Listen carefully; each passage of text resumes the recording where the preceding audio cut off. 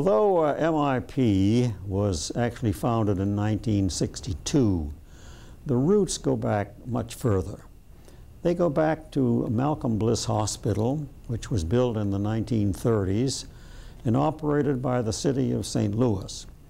But as the city was always running short of funds, Bliss was never adequately funded. It was not well staffed. Patients, many were in restraints, hydrotherapy. The place was overcrowded. The new drugs were not yet commonly available, and there were no doctors down there to give them. One of the major treatments used was electroconvulsive therapy. In 1950, Dr. John Stern and Kathleen Smith and I decided to do some research on electroconvulsive therapy. And that was, Malcolm Bliss was a good place to do that, so we went down there, set up our research unit.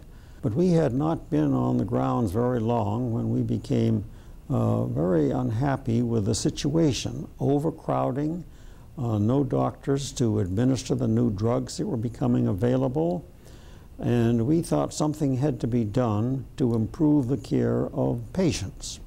So we went to Dr. Gilday and asked him if he would rotate his psychiatric residents from Washington University down through Malcolm Bliss so the patients could get adequate treatment.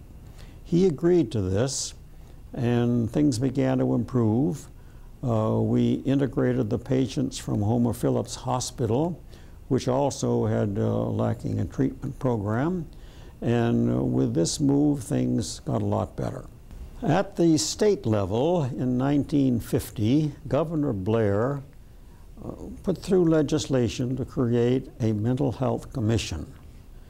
One of their major jobs was to find a psychiatrist to head what was then called the Division of Mental Diseases. Up to that time, the state program had been administered by political appointees without any medical training. The commission appointed Dr. Addison Duval, an outstanding administrative psychiatrist who at that time had been working at St. Elizabeth's Hospital in Washington. He had a number of jobs offered to him, and in his acceptance talk he said, "I came to Missouri because there were only two states in the nation that had poorer programs, Mississippi and Alabama, and Missouri looked like a good challenge." Dr. Duval made many good administrative changes. He started a community program, and he was able to increase the budget.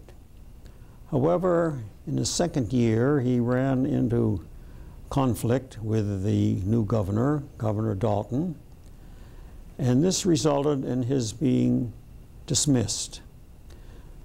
The way that this came about was illustrated in a cartoon that appeared in the Post-Dispatch.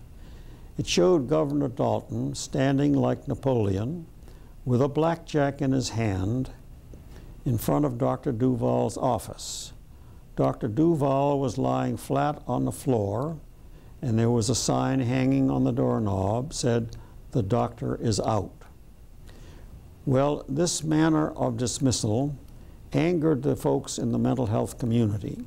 The State Mental Health Association got in arms against the governor, and the governor was really in a hot spot. At that time, in 1961, I was a professor of psychiatry at Washington University. After Duval left, the governor came to me and asked if I would become the next director. I was told by the university that if I left for longer than 6 months, I would lose my tenure. But Dr. Bauer, who had been brought in by Duval to be the superintendent at Fulton, invited me out to Fulton State Hospital, took me down into a basement area, and showed me a ward in which he said every morning the patients were brought down, put in steel rocking chairs, were strapped to the handles of the chairs, and they stayed there all day without being released from restraint until it was bedtime. They were not even allowed to get out for something to eat or to go to the bathroom, and an attendant who had worked in a barn came through with a hose and flushed down the floor every day. Dr. Bauer said when he found this, he actually cut the restraints off the arms of these patients. He said to me, with all that's gone on in Missouri in the last few weeks, no one is going to take this job. So it's essential that you take it at least for 6 months and hold the ship together. After seeing what had happened at Fulton, I decided to take the job for 6 months.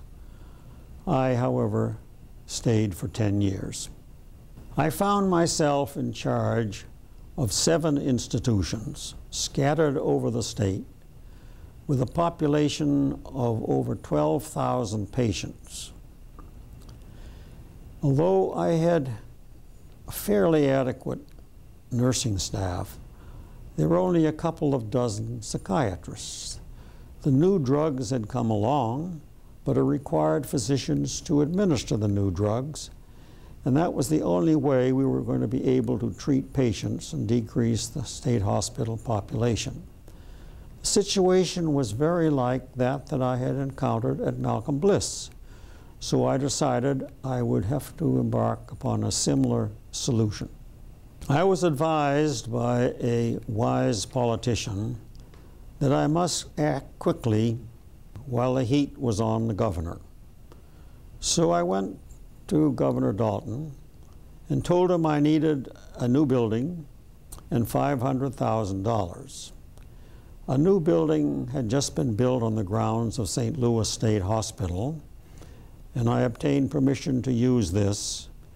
And with the money that he gave me, the $500,000, I was able then to plan to hire the researchers who would be teachers and would help me train the doctors that I needed to treat the 12,000 patients in the institutions. In order to train these doctors, I needed a faculty. To obtain that faculty, I needed to be able to offer tenured appointments. The University of Missouri School of Medicine at Columbia came to my rescue and created for us a Department of Psychiatry in the Missouri Institute of Psychiatry, appointed me as chairman. This was a unique position, for as director of the Department of Mental Diseases, I would go to the legislature and obtain funds to operate MIP. I would give these funds to the university, and they would in turn give them to me as chairman of the department so that I could hire tenured professors and give funds to the residents in training. In this way, I was able to offer tenured appointments to the faculty at MIP. We also then set up a career residency training program.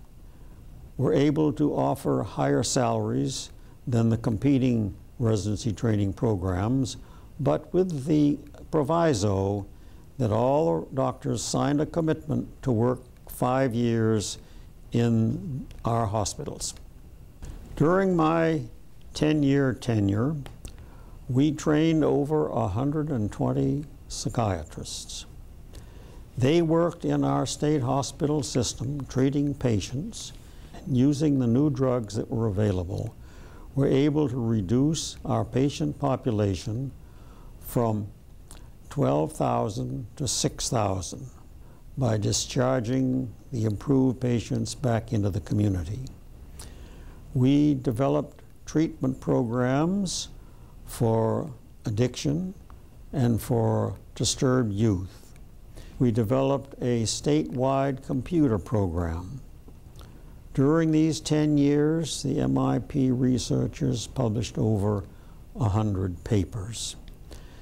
We moved ahead with community placement, and one of the exciting programs in this area was modeled after the Gil Belgium program that had been in existence for 1,000 years. We call this the Gil New Haven Project, and that will be described in the video immediately following.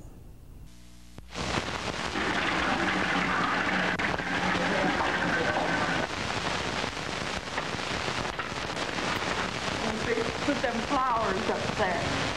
On May 31st, 1974, the rural town of New Haven, Missouri, population 1,200, held a Sunday social. A fairly common custom for small towns around the country. What is not so common about this occasion is that it marked a milestone in one of the most promising rehabilitation test projects ever conducted in the U.S. In short, the concept of the foster community for mental patient care was tried here and succeeded. Some of the guests here today have been institutionalized for as long as 30 years or more, considered at one time hopeless schizophrenics, incapable of ever being returned as functioning members of society. Today, they enjoy quiet, uncomplicated lives in New Haven, equipped to handle and accept the personal responsibility of day-to-day living. This film is about these restored lives, how rehabilitation was made possible, and how the people of New Haven and Troy, a neighboring town with a population of 2,500, along with the Missouri Institute of Psychiatry, worked together to develop a model plan for integrating mental patients into the community, offering them a chance for change.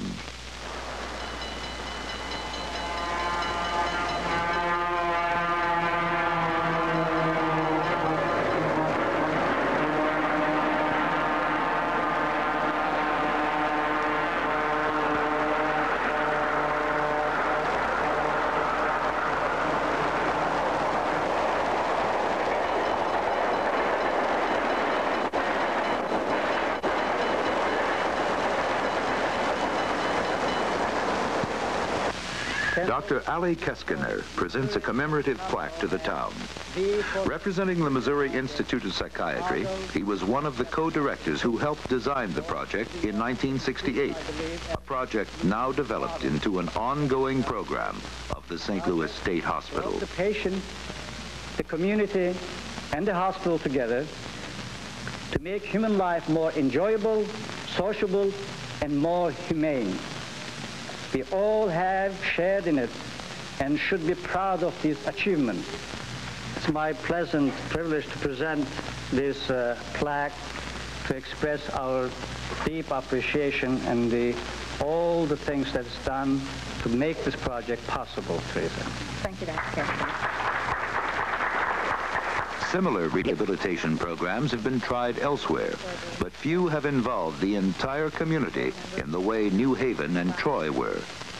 Dr. George Hewlett, the former director of Missouri Division of Mental Health, who initiated the Foster Community Project for Missouri, discusses the need for its development.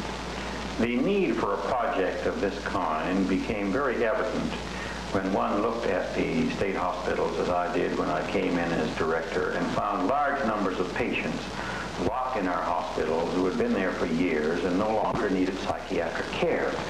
These were persons that really would not fit into a nursing home category, and that, of course, was a rather expensive way to move them out of the hospital, but really could benefit from the freedom of a community, and, of course, such freedom would be at a far lesser cost than if they had nurses or attendants around the clock.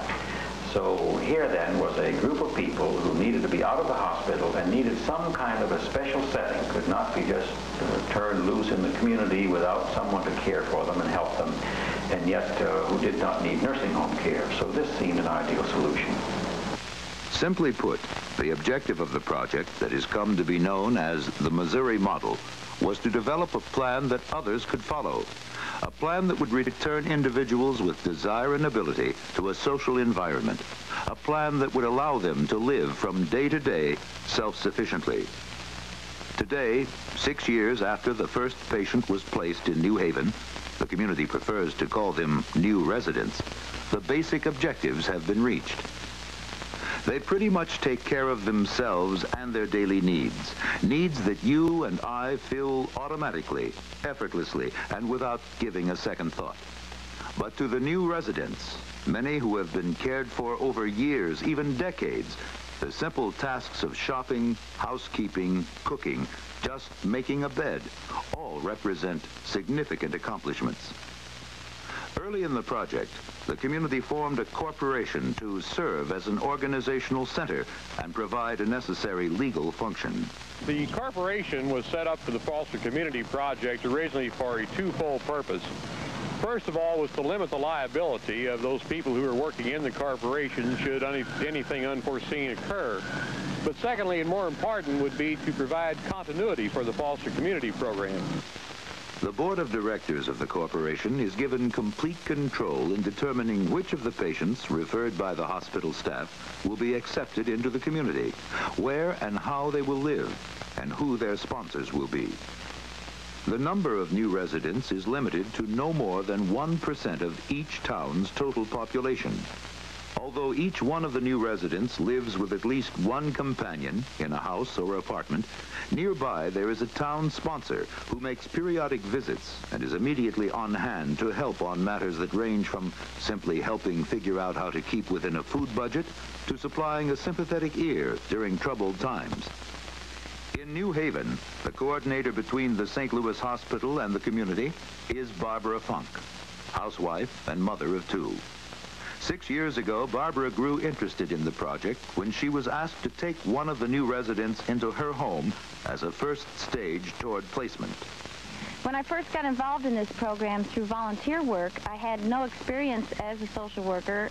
I do not have a formal degree, but through working with an apartment and with a girl that lived with us in our home for 9 months, I became very interested in the work, and when the opportunity was offered to me by the director of the program, and she told me that I would be trained at the hospital, I took advantage of the situation because it was something I'd always wanted to do, and started out working part-time and went to training meetings every Friday at the hospital. There I learned to do therapy, to work with the patients in non-therapy type situations, to recognize symptoms of either drug reactions or emotional crises. I learned when I could handle something myself and when it was time to call the hospital and ask them to handle it. It was that type of training. It was a sort of very informal type training, and it went on, I guess, for 2 years. I really went to training sessions every week. And now I work full-time. I have really total responsibility in this town as far as reporting to the hospital what's going on in the community, keeping the community group informed as to what the hospital wants, working with the new residents, holding group meetings once a month, just sort of being on top of things. I think one of the biggest advantages is the fact that I do live here and that I am available 7 days a week, 24 hours a day, which sometimes is not the best because you may get called at 2 o'clock in the morning when you'd rather not get out of bed, but it gives the new residents a feeling of security to know that there is somebody there in 5 minutes, somebody can be there to take care of things. And it also gives the community a feeling of security, that they know that there's somebody in town that no matter what happens, somebody can be there who will be able to handle it. Here at the St. Louis State Hospital, along with the Missouri Institute of Psychiatry, resides the essential support, therapy and follow-up for the entire project. And it's the social worker assigned by the hospital who provides the supervisory link between the town and the hospital. Visiting the community at least weekly, she meets with the sponsors and patients and provides the support and reassurance that may be needed when problems arise. Essentially, that's how the program model operated, engaging the responsibilities and actions of these three major components: the patient, the community, and the hospital. Functioning on a day-to-day basis in both New Haven and Troy without fanfare or any particularly special public notice, the new residents of the communities have been assimilated into the general social fabric of New Haven and Troy, viewed by their neighbors much in the same way senior citizens and retired people are in most towns. Getting to this point of mutual accommodation, however, took quite a bit of concentrated effort by many individuals. Foremost was the challenge of finding the proper community to serve as a test bed. The reason that we selected New Haven as our first town for this type of placement of patients was not only because of its size and its proximity to the hospital, which of course are essential in a program of this kind, but primarily because of the spirit of the town. Things about this town that made it unique, I feel, were the ability of the different groups in the town to come together and to cooperate on a single project. The town was not so large that there were many different factions, nor was it so small that it didn't have the resources. It was a quiet town, but certainly not a dead town. And these things, I think, are all essential if you're going to have the full utilization of all the town's resources to get behind a project of this kind, which was a pilot project, a new project, and one that required the acceptance of an unusual type of person into the town. In some ways, selecting the right town for the project was a fairly simple matter compared to discovering how you gain the trust, confidence, and ultimately the commitment of its people, their active participation. Mrs. Lois Marsh, a community leader, was one of the first people in Troy to be approached for her reaction to the whole idea. Perhaps the biggest job we had was convincing some people in the community that this was a worthwhile program and that they had no fears whatsoever. Most of us, all of us concerned with the program, knew that these were patients that were cured. These were not people that had any alcoholic problems, any problems with violence, anything like this, just mental illness. Through various speakers in the churches, and a number of people volunteered to do this. They went into the pulpit during the regular worship hour and told the people the story. People accepted that. We used newspaper articles, we used the local radio station, and mostly we did it by mouth to mouth, you might say, person to person. And we brought people into the program, and they saw that it was a worthwhile program and were ready to cooperate, and the response has really been tremendous. We're quite pleased with it. And if selling the project to the community and its leaders was crucial to a good beginning, the task of patient selection, screening, and preparation for their roles as new residents was equally demanding. An important consideration for selecting a candidate was that any new resident had to be acceptable to the community as an individual, a basic social consideration that overrode conventional feelings for his or her disability. In order to select patients for the program initially, it's important to rule out patients who have behaviors that are threatening to the community. Some of those behaviors are physical acting out, such as hurting other people or suicide attempts, and also sexual acting out or criminal records. The majority of patients are chronic schizophrenics, regarded by the staff as active and willing to participate in the program. If the patients accept the program, they move on to the hospital ward. They are assigned to patient groups and begin to get into a daily routine that is more like that of the community. These patients have the responsibility for their own personal belongings and rooms.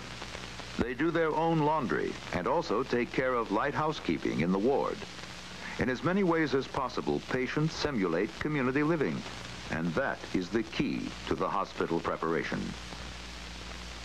Considered a significant contributor to the success of the project was the use of chemical therapy with these patients.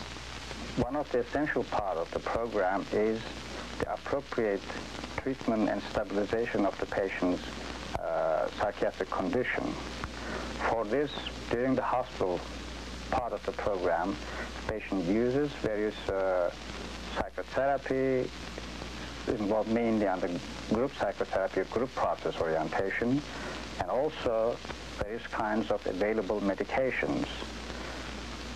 One of the important elements in the medication part of the treatment is the use of long-acting phenothiazines, such as long-acting flufenazines. This has been found very useful for patients who tend to neglect taking their medication, and by regular injection of such drugs, a regular follow-up is established for the patient and for the staff so that early detection of any relapse in symptoms are possible. Once patients move into the community, they are referred to local physicians where they receive their regular injections. The local physicians taking part in the program become interested in the patients, as well as providing facilities for treating minor medical problems.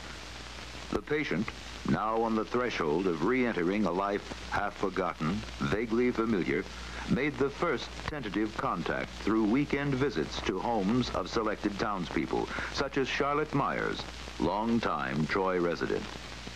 My experiences with the first patients that we had are hard to recall now that we have become so familiar with the program, but as I remember it, at the time we were just a little bit confused as to how we should behave toward them. We didn't have any of the feelings of fear or anxiety that people have in their dealings with mental patients, but we were wondering if we'd do the right thing. Meeting them at the bus was the first moment of impact, and it was hard for me to treat them as a person like myself and not be either talking down to them or talking to them as though they were somebody abnormal. My attitude changed very shortly. As we drove from the bus station toward home, we relaxed and they relaxed, and from then on it was person to person. Ultimately, this person-to-person treatment of the patients by the townspeople produced the kind of results everyone hoped for, a chance for each new resident to live his own life among friends and in a receptive community. In the foster community program, we go visiting and we eat with each other. We have to cook our own meals, and we have to do our own laundry and buy our own medicine and pay for our doctor bills. I like just being by myself, living in the apartment, doing everything that comes along. Well, I've got to live with people now, and I'm out so I can do what I want and move around a little bit, go to ball games and spend my time elsewhere. It's better than living alone because I got Helen to live with. It's good, better to have company. We're going to the baseball game in July, which we both enjoy. And then we're going down to my relative's house in New Albany, Indiana in July for a week. And then, well, we always go to St. Louis to shop. And it's easier for me now. The foster community gave us a chance. In other words, they didn't hold the fact that we were mental patients against us. And you don't find that. That's rare. Well, I go to the store with the girls, and we stop and have a cup of coffee and a cigarette. And we take as long as we want to get back to the apartment. At the hospital, you had to be... They had to know where you was all the time. I consider myself a housewife, and because, well, what I do with my time, I go grocery shopping, I go to the laundromat, I write letters, I listen to the radio, I watch TV, I entertain, I have friends, and I communicate with the hospital staff, and I have a friend that takes me out for dinners. I visit his folks and talk to the people and go to church Sundays and go to fellowship dinners and go to trips with the foster community, and oh, I don't know, I'm pretty well occupied. I think it's a pretty good program. It gives people homes to live in like like ordinary people or other people. They feel more like they're free to do as they please in the apartments than they do in the hospital. The foster community gave us a chance to live a normal life, more or less, as normal as possible. This, then, was the Missouri model of the Foster Community Project. After 6 years' trial in New Haven, 76 families had offered their homes for visitations, and 20 patients had become residents. After 3 years in Troy, 51 families were involved, and 22 patients had been placed. Certainly, it has provided no total answer to states' increasing problems of what to do about the growing numbers of mental patients who could benefit from a rehabilitation program. What the model does strongly suggest is that it has proved workable and readily transferable to other communities. Perhaps its greatest promise rests on the rediscovery that our small towns, with their relatively quick and sure responsiveness to human need, represent a large, untapped resource for mental health rehabilitation programs of the future.